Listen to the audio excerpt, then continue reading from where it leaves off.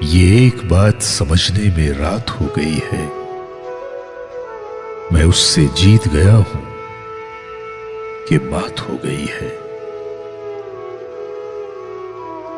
میں اب کے سال پرندوں کا دن مناؤں گا، میری قریب کے جنگل سے بات ہو گئی ہے۔ بچھڑ کے تجھ سے نہ خوش رہ سکوں گا سوچا تھا، تیری جدائی ہی وجہ نشاط ہو گئی ہے۔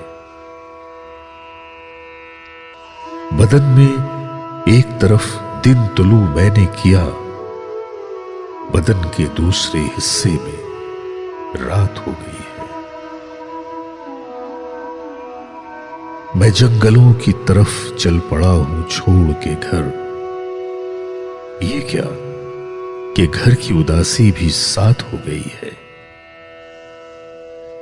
رہے گا یاد مدینے سے واپسی کا سفر، میں نظم لکھنے لگا تھا کہ نعت ہو گئی ہے۔